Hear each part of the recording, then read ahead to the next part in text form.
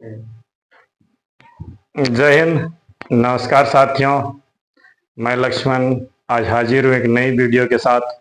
क्योंकि अभी इतना टेम्परेचर है तो खेत मेरी संपूर्ण खाली है, तो सोचा कि अब आज हो गई 8 जून, तो अब 15 जून को बारिश शुरू होने वाले, तो आप करेला लगाएंगे ही। तो एक बार इस वीडियो को मानते हैं कि बहुत खराब वीडियो होगा, शुरू से अंत तक एक एक पहलू को देख लीजिए। यूं तो आपने बहुतों यूट्यूबर की वीडियो देखे हैं, करेला पर बहुत सारा ये किए हैं, लेकिन आज मैं कोशिश करूंगा कि शुरू से अंत तक हर चीज कवर करूंगा। वीडियो थोड़ी लंबी होगी, धैर्य रखिएगा। एक बार में अगर ना देख सके तो बदल बदल के 2-3 बार जरूर देख लेंगे। हर समस्या का समाधान आज मैं अपने वीडियो में अपने तरीके से करूंगा। बहुत देर न करते, अगर मैं आपको शुरू में वैरायटी खेत की तैयारी लमसम बताऊंगा तो आप वीडियो नहीं देखेंगे। एकदम टू द पॉइंट आ रहे हैं। शुरुआत मैं कर रहा हूं जो है ये बीमारियों से। आपको अगर मैं रोग और बीमारी नहीं बताऊं तो आपको बीज वैरायटियों से आपका कोई मतलब नहीं, कोई खेती से मतलब नहीं। तो चलिए एकदम शुरुआत करते हैं। सबसे जो पहली प्रॉब्लम आती है आपको रोपाई के समय, जो ही 2-3 पत्ते के होंगे तो डैम्पिंग ऑफ आएगा। डैम्पिंग ऑफ को रोकने के लिए मैं आपको 10-5 नहीं 1-2 दवाइयां बता रहा हूं, आप एक बार ट्राई करके देखेंगे। छोटे पौधे हैं तो एमी स्टार टॉप आधा ml दे करके आप अच्छी तरीके से स्टिकर मिला के स्प्रे कर दे, डैम्पिंग ऑफ रुक जाएगा। लेकिन ये ग्रोथ रोकता है, इसीलिए इसके बदले अल्टर में लेना है रेडोमिल गोल्ड 2 ग्राम, ब्लू कॉपर 2 ग्राम और प्लांटोमाइसिन आधा ग्राम दे करके आप स्प्रे कर दे और थोड़ा बहुत जड़ों में दे दे, डैम्पिंग ऑफ रुक जाएगा, खत्म। दूसरी बात आते हैं कि बरसात में करेला का पत्ता आपका देखेंगे अगस्त सितंबर महीना में जरूर पीला पड़ेगा एक आध बार उत्पादन लेने के लिए। तो पीला 2 कारण से होगा, दोनों ही कारण मैं आपको आ रहा हूं। या तो फंगस के कारण होगी या तो फिर आपका अधिक पानी के कारण।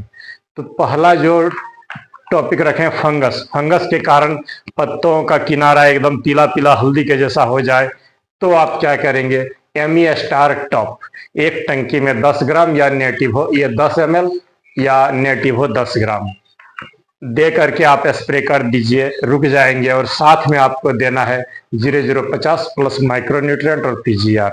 देखेंगे फंगस के कारण आई हुई जो प्रॉब्लम है वो समाप्त हो जाएंगे। और नहीं तो एक फ्लिक्स सुपर भी आप ले सकते हैं, जिसमें वो भी आपको पीलापन को दूर करता है। लेकिन सबसे अच्छा मैं बोलूंगा एमी स्टार टॉप लीजिए, सबसे बेहतरीन रहेगी। तीसरी, अगर इसी का दूसरा पार्ट पत्ते पीले होने का अगर हम बात करें तो अगर बारिश के कारण हुई है तो आप इस समय बहुत सावधान हो जाइए, जड़ गलन होगा। तो आप इसमें कोई तरह का खाद, विटामिन, फंगीसाइड कुछ मत डालिए, नहीं तो प्रॉब्लम में फंसेंगे। करना क्या है, अगर अधिक बारिश के कारण, जल जमाव के कारण पत्ते पीले हुए हों तो आप पहले तो फर्टिलाइजर और विटामिन को रोकिए, उसको मत दीजिए। सरसों खल वगैरह कुछ मत दीजिए, नहीं तो घाटे में रहेंगे। आपको जड़ों को पहले अच्छा करना है तो उसके लिए आपको लेना है ताकत, जिसमें कैप्टन प्लस हेक्साकोनाजोल हो।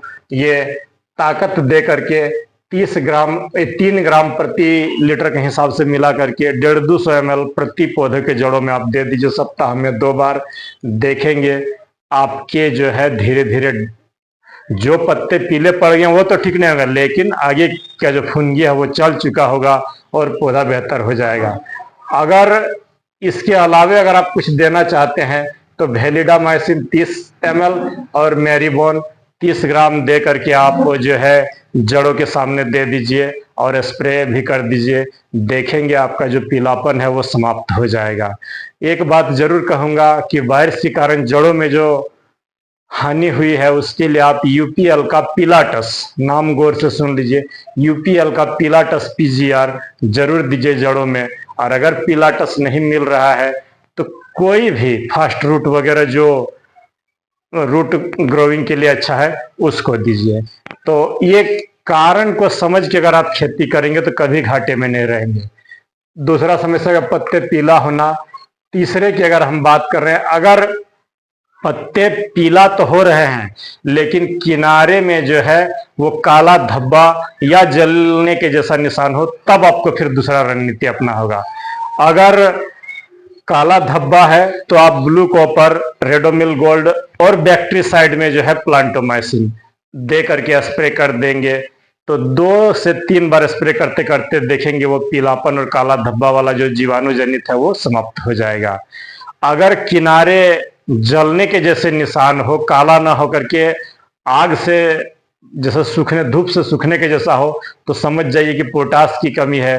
तो वहां पर आपको 0050 प्लस माइक्रोन्यूट्रिएंट जड़ों में भी देना और स्प्रे भी करना है।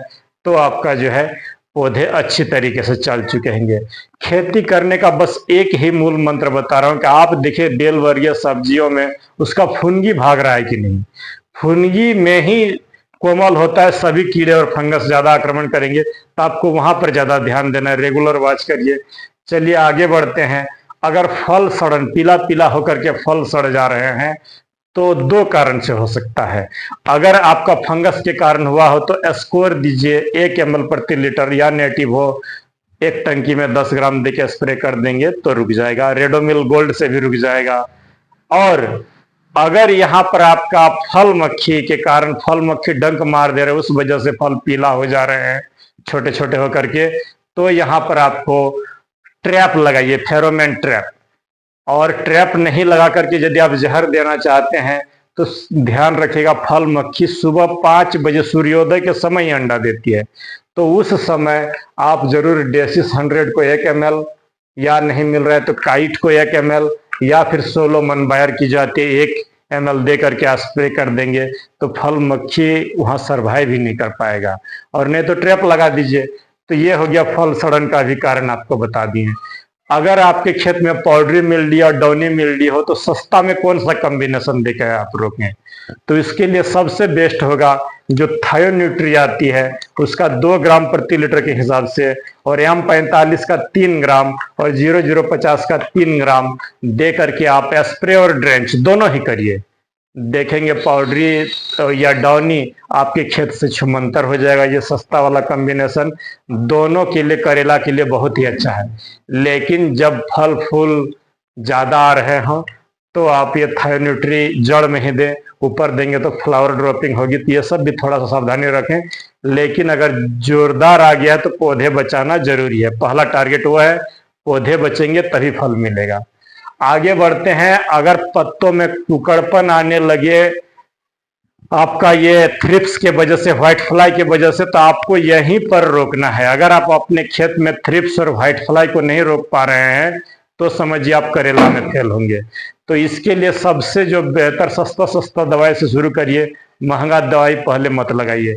जैसे एकतारा हो गया, इमिडाक्लोरोपिड हो गया, फिप्रोनिल हो गया, ये जो नुभान आती है, मोनोक्रोटोफॉस आती है, इन सभी को बारी बारी से चलाते रहेंगे। अलिका है, इनको अगर आप चलाते रहेंगे तो देखेंगे रस चूसक कीड़े नहीं आएंगे। तो रस चूसक कीड़े को रोकने के लिए एक छोटा सा कॉम्बिनेशन मैं आपको बता देता हूँ।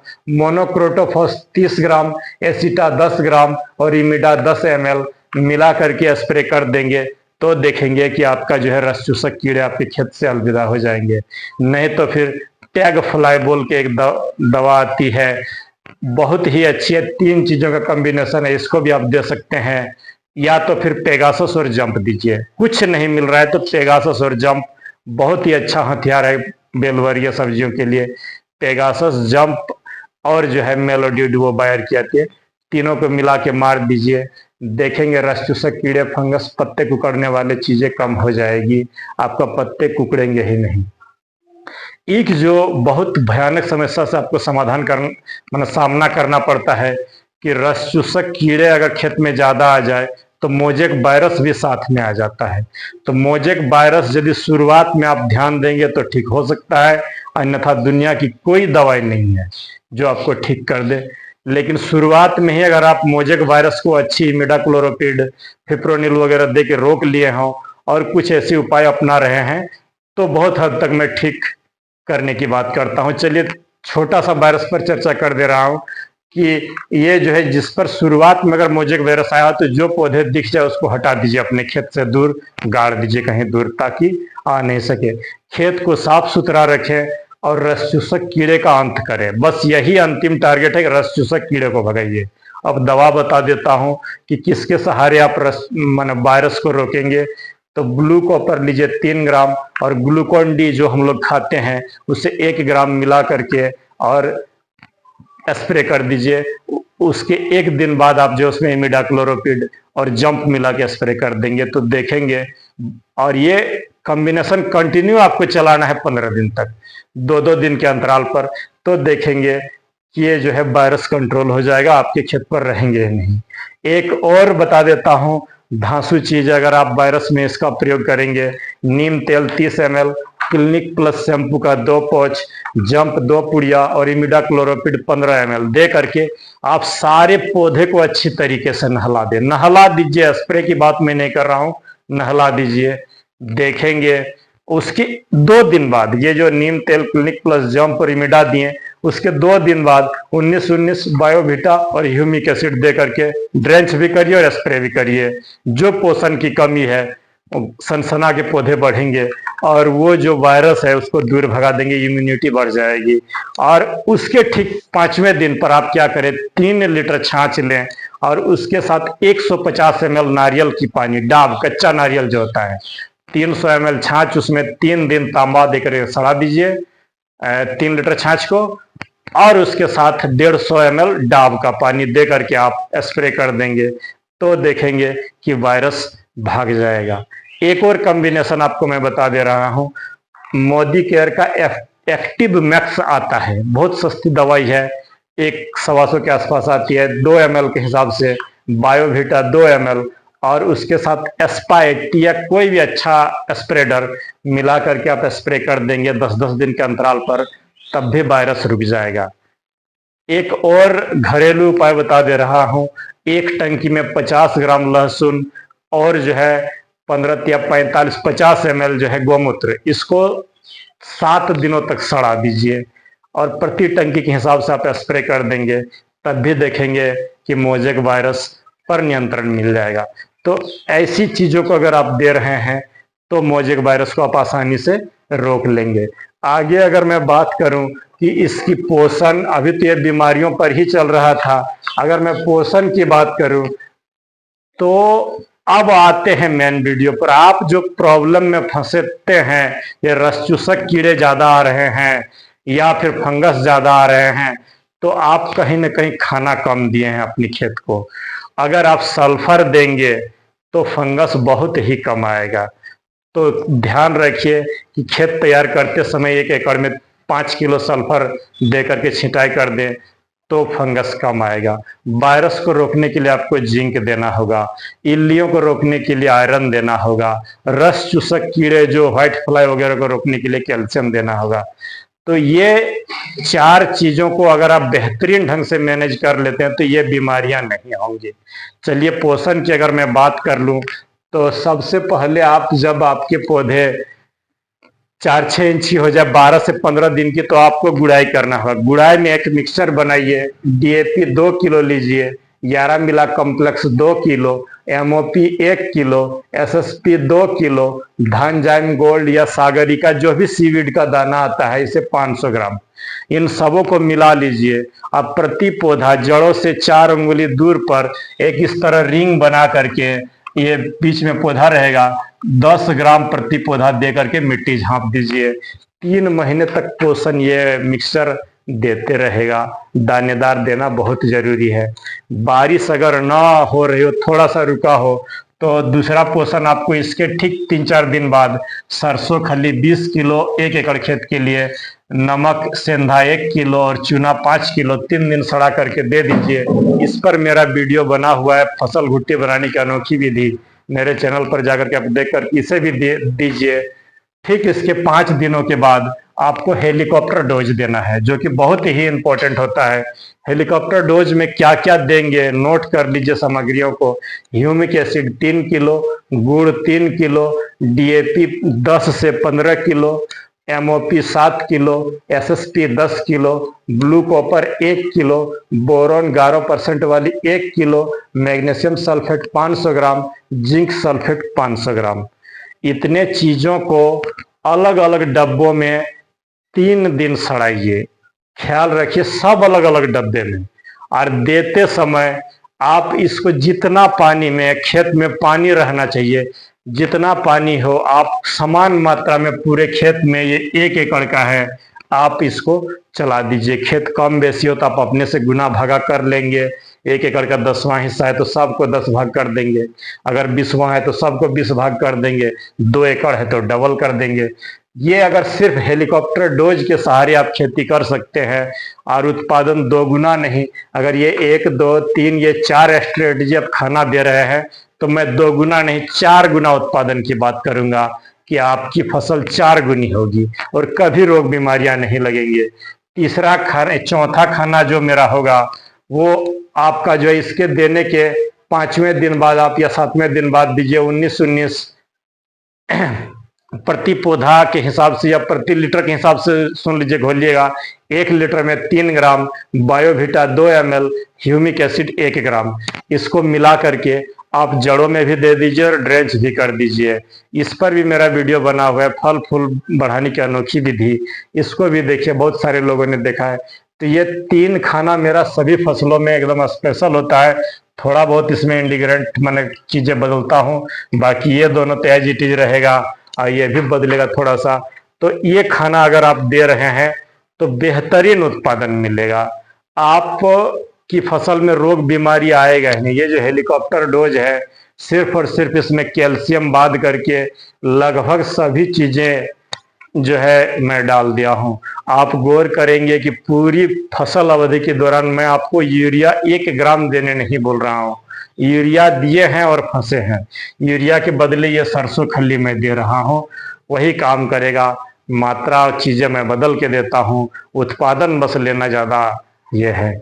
आगे अगर ये खाना, अगर ये 4 खाना आप फॉलो कर लिए, उधर जो रोग बीमारियां पहले ही बता चुका हूं, कुछ विशेष सावधानी मैं आपको बता दे रहा हूं। खेती कर रहे हैं तो सबसे जो इम्पोर्टेंट बात है, हर सप्ताह एक शेड्यूल बना लीजिए। कोई भी जब फसल अच्छे हो तो बीमारी आने से पहले प्रिवेंटिव दे के रखिए, जैसे फंगिसाइड में साफ, Antracol, Ridomil gold, blue copper, ये सब का कंटिन्यू स्प्रे लेते रहें।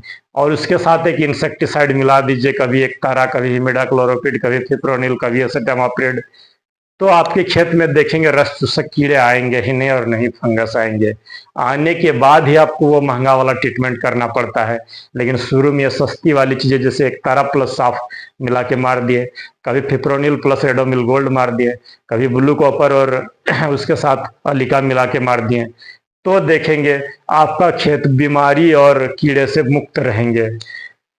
हर तोड़ाई जब आप करेंगे तो पीजीआर और माइक्रो न्यूट्रिएंट का स्प्रे जरूर ले, और उसके साथ 0050, ये 3 चीज, कोई भी अच्छा सा PGR plus micro nutrient plus आपका 0050 इसको देते रहें, तो आप जितना दिन अगले साल फल तोड़ें उसके 2 गुने दिन तक फल तोड़ेंगे।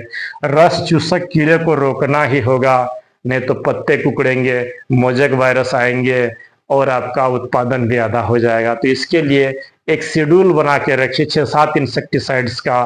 आप जैविक दे रहे हैं तो जैविक में, या तो रासायनिक दे रहे हैं तो रासायनिक में, जैसे तारा, इमिडाक्लोरोपिड, फिप्रोनिल, ये सब मारते रहें।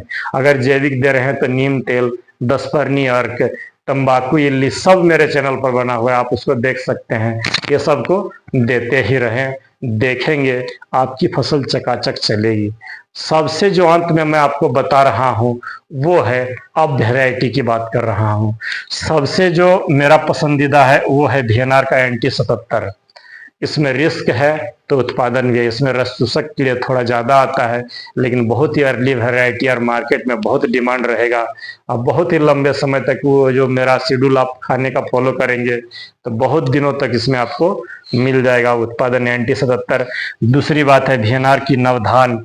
हाँ, अगर आप नवधान लगा रहे हैं तो एक बात जरूर गौर करेंगे कि 5 फीट तक, इतनी ऊंचाई तक उसमें एक ही लता को चलने दे, किनारे के जो ब्रांच आते हैं और पत्ते एक भी न रहने दे, नहीं तो उत्पादन आधा मिलेगा। नवधान की एक विशेषता यही है कि नीचे से अगर उसकी लताएं निकलने लगे 5 फीट के नीचे से, अगर 4 फीट 10 इंच में भी उसका फुनगी आप दूसरा निकलने दिए साइड ब्रांच, तो उत्पादन नहीं मिलेगा, आपको आधा मिलेगा। लेकिन 5 फीट के बाद अगर उसको आप बढ़ने देंगे और नीचे के पत्ता और शाखाओं को हटाते रहेंगे तो बम्पर उत्पादन आपको मिलेगा वीएनआर नवधान से। आगे आप ले सकते हैं ये जो बल्लभ है सिजेंटा की, उसे ले सकते हैं, बहुत ही बम्पर उत्पादन मिलेगा।